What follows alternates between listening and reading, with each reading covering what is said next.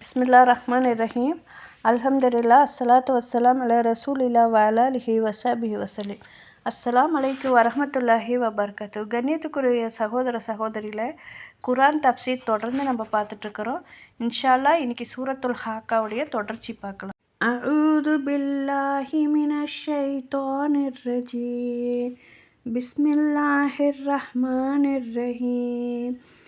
فلا أقسم بما تبصرون وما لا تبصرون إنه لقول رسول كريم وما هو بقول شاعر قليلا ما تؤمنون ولا بقول كاهن قليلا ما تذكرون تنزيل من رب العالمين ولو تقول علينا بعض الأقاويل لأخذنا منه باليمين ثم لقطعنا منه الوتين فما منكم من أحد عنه حاجزين وإنه لتذكرة للمتقين وإنا لنعلم أن منكم مكذبين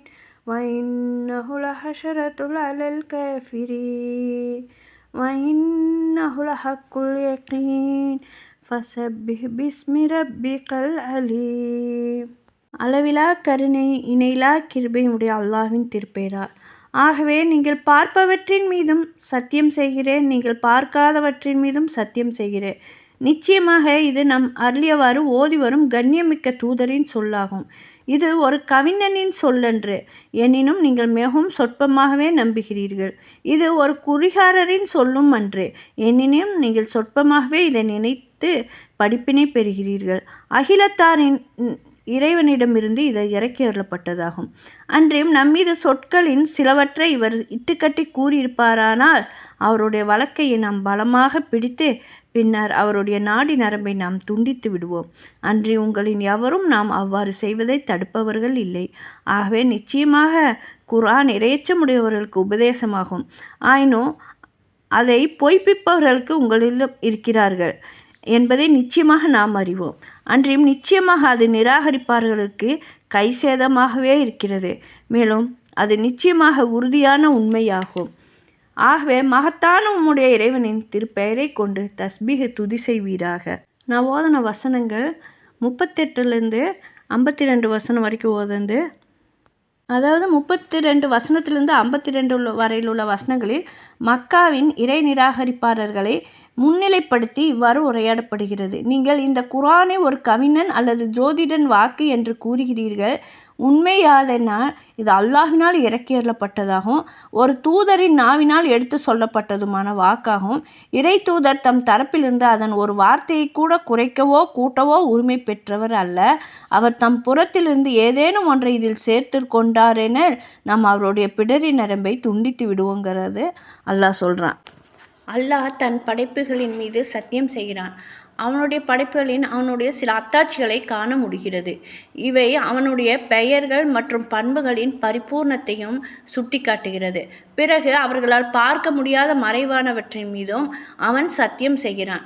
இந்த குர்ஆன் அவனுடைய பேச்சு, அவனுடைய தூண்டுதல் மற்றும் அவனுடைய வஹி இறை செய்தி என்றும் அவன் தனது செய்தியை எடுத்துரைப்பதற்காக தேர்ந்தெடுத்த அவனது அடியாரும் தூதருமானவருக்கு அருளப்பட்டது என்றும் இது ஒரு சத்தியமாகும்.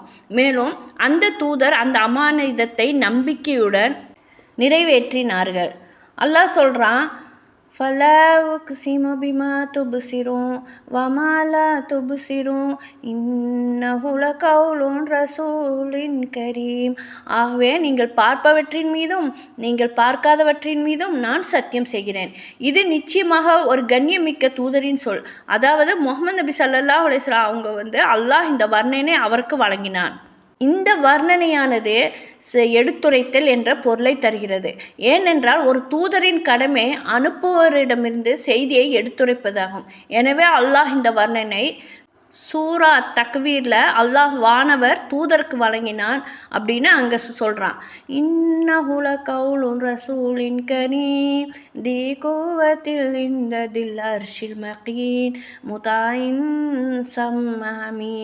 நிச்சயமாக இந்த குர்ஆன் கண்ணியமிக்க ஒரு தூதரால் கொண்டு வரப்பட்ட சொல்லாகும். அர்சின் அதிபதியான அல்லாஹ்விடம் சக்தி மற்றும் உயர் அந்தஸ்துடையவர், வானவர்களால் மதிக்கப்படுபவர், நம்பிக்கைக்குரியவர். இங்கு அல்லாஹ் சொல்கிறது ஜிப்ரீல் அலைஹிஸ்ஸலாத்தை குறிக்கிறது. அல்லாஹ் 81வது அத்தியாயத்தில் 19, 21வது வசனத்தில் அல்லாஹ் சொல்கிறான், வமா ஷாஹிபுக்கும் பி மஜ்னூன், உங்கள் தோழர் ஒரு பைத்தியக்காரர் அல்லன்னு 81வது அத்தியாயத்தில் 22வது வசனத்தில் அல்லாஹ் சொல்கிறான். முகமது நபி ஸல்லல்லாஹு அலைஹி வஸல்லம் அவங்கள அல்லாஹ் இதில் குறிப்பிடுறான். வலக்கது ரஹவுல் பில்லுஃப்கில் முபீன், மேலும் நிச்சயமாக அவரை தெளிவான அடிவானத்தில் கண்டார் அப்படின்னு 81வது அத்தியாயத்தில் 23வது வசனத்தில் சொல்கிறான். அதாவது முகமது நபி ஸல்லல்லாஹு அலைஹி வஸல்லம் அவங்க ஜிப்ரீல் அலைஹிஸ்ஸலாம் அவங்கள அவரை படைத்த உண்மையான உருவத்தில் பார்க்குறாங்க. வமாஹு அலல் கைபி பிலனீன், மேலும் அவர் மறைவான செய்திகளை கூறுவதில் உலோபித்தனம் செய்பவர் அல்லன்னு அல்லாஹ் இதில் சொல்கிறான். சந்தேகத்துக்குரியவர் அல்ல அப்படிங்கிறது 81வது அத்தியாயத்தில் 24வதுல சொல்கிறான். வமாஹுவ பி கவுலின் ஷைத்தானிர் ரஜீம், மேலும் இது குர்ஆன் வெட்டப்பட்ட ஷைத்தானின் சொல் அல்ல அப்படிங்கிறான் 81வது அத்தியாயத்தில் 25வது வசனத்தில். இது இங்கு கூறப்படுவதே போன்றதாகும். வமா ஹுவ பி கவுலி ஷாயிர் கலீலம் மா துமினூன் வலா பி கவுலின் கஹின் கலீலன் மா ததக்கரூன், இது ஒரு கவிஞனின் சொல்லல்ல, நீங்கள் மிக குறைவாகவே நம்பிக்கை கொள்கிறீர்கள். இது ஒரு சோதிடரினும் சொல்லல்ல, நீங்கள் மிக குறைவாகவே நினைவு கூறுவீர்கள். எனவே ஒரு சந்தர்ப்பத்தில் அல்லாஹ் தூதர் என்ற பதத்தை வானவர் தூதருக்கு, மற்றொரு சந்தர்ப்பத்தில் மனித தூதருக்கோ முஹம்மது ஸல்லல்லாஹு அலைஹி வஸல்லம் அவங்க பயன்படுத்துகிறான்.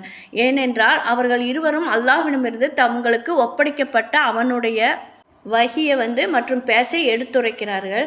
ஆகவே அல்லாஹ் சொல்கிறான், தன்சீலும் மிர் ரப்பில் ஆலமீன், இது அகிலங்களின் இறைவனிடமிருந்து இறக்கப்பட்ட வஹி இறை செய்தியாகுங்கிறான். அடுத்த வசனத்தில் அல்லாஹ் சொல்கிறான், வலவு தகவல் அலைனா, அவர் நம் மீது சில கூற்றுகளை இட்டு கட்டியிருந்தால், அதாவது அவங்க கூறுவது போல் முஹம்மது ஸல்லல்லாஹு அலைஹி வஸல்லம் அவங்க மீது நம் மீது எதையாவது இட்டுக்கட்டி இந்த தூது செய்தியில் எதையாவது கூட்டியோ அல்லது குறைத்தோ அல்லது தம்மிடமிருந்து எதையாவது கூறி அதை நம்முடையது என்று சொன்னால், அப்படியானால் நாம் நிச்சயமாக அவரை தண்டிப்பதில் விரைந்திருப்போம். நிச்சயமாக முஹம்மது ஸல்லல்லாஹு அலைஹி வஸல்லம் அவங்க நிராகரிப்பாளர்கள் கூறியது போல் இவற்றின் எதையும் செய்யவில்லை அப்படின்னு அல்லாஹ் சொல்கிறான். நாம் நிச்சயமாக அவருடைய வலது கையால் பிடித்திருப்போம்.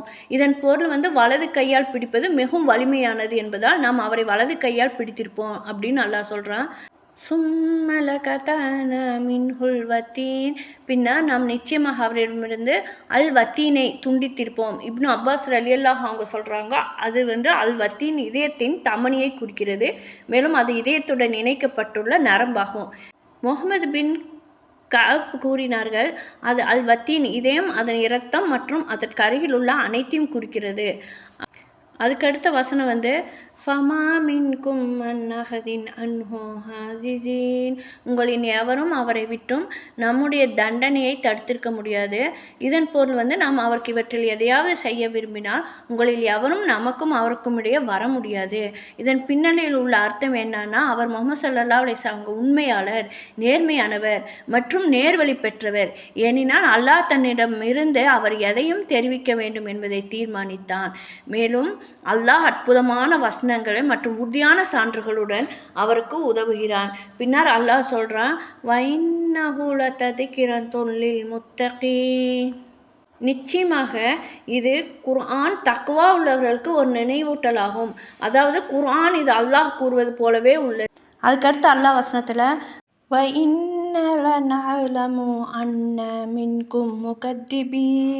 நிச்சயமாக உங்களின் இந்த குர்ஆனை மறுப்பவர்கள் சிலர் இருக்கிறார்கள் என்பதை நாம் அறிவோம். அதாவது இந்த குர்ஆன் விளக்கத்திற்கும் தெளிவுபடுத்துதலுக்கும் பிறகும் உங்களின் குர்ஆன் நிராகரிப்பவர்கள் இருப்பார்கள். பின்னர் அல்லாஹ் சொல்கிறான், இன்னஹு லஹஸ்ரத்துன் அலல் காஃபிரீன். நிச்சயமாக இது குர்ஆன் நிராகரிப்பவர்களுக்கு மறுமை நாளில் ஒரு வேதனையாக இருக்கும். இப்னு ஜரீர் கூறுறாங்க, நிச்சயமாக இந்த நிராகரிப்பு நியாய தீர்ப்பு நாளில் நிராகரிப்பாளருக்கு வேதனையாக இருக்கும். அதுக்கடுத்த வசனத்தில் இன்னஹு லஹக்குல் யகீன், நிச்சயமாக அது இந்த குர்ஆன் உறுதியான சத்தியமாகும். அதாவது எந்த சந்தேகமும் ஐயமும் அல்லது குழப்பமும் இல்லாத சரியான மற்றும் உண்மையான செய்தி. பின்னர் அல்லாஹ் சொல்கிறான், ஃபஸப்பி பிஸ்மி ரப்பிகல் அலீம். எனவே உமது மகத்தான இறைவனின் பெயரை துதிப்பீராக. அதாவது இந்த மகத்தான குர்ஆனை இறக்கியவன். இது சூரத்துல் ஹாக்காவின் விளக்க உரை தப்சீருடைய முடிவாகும். எல்லா புகழும் அருளும் அல்லாஹ்வுக்கே. அல்லாஹ் எனக்கு உதவுவாயாக, எனக்கு எதிராக யாருக்கு உதவி அளிக்காத, எனக்கு வெற்றி கொடுப்பாயாக, எனக்கு எதிராக யாருக்கும் வெற்றி கொடுக்காத. யா அல்லாஹ் எனக்காக திட்டமிடுவாயாக, எனக்கு எதிராக யாருக்கும் திட்டமிடாத. யா அல்லாஹ் எனக்கு நேர்வழி அருள்வாயாக, அதை எனக்கு லேசாகவும் ஆக்குவாயாக. என் மீது வரம்பு கடந்தோருக்கு எதிராக எனக்கு உதவி அளிப்பாயாக. உன்னையே அதிகம் திக்ரு செய்பவனாக, உனக்கு அதிகம் சுக்குரு செய்பவனாக, உன்னையே அதிகம் அஞ்சுபவனாக, உனது வழியிலே நடப்பவனாக, உனக்கு வழிபடுவனாக என்னை ஆக்குவாயாக. யா அல்லாஹ் அமைதியை உன்னிடமே அடைபவனாக, கவனம் உன்பால் கொள்பவனாக, உன்பால் மீறுபவனாக என்னை ஆக்குவாயாக. யா அல்லாஹ் எனது தௌபாவை ஏற்பாயாக, எனது பாவக்கரையை கழுகுவாயாக, எனது இறைஞ்சுதலை ஏற்பாயாக, எனது ஆகாரத்தை உறுதியாக்குவாயாக, எனது இதயத்தை நேர்வழிப்படுத்துவாயாக, அதிலுள்ள அழுக்கை அகற்றுவாயாக. ஆமீன். அல்ஹம்துலில்லாஹி ரப்பில் ஆலமீன்.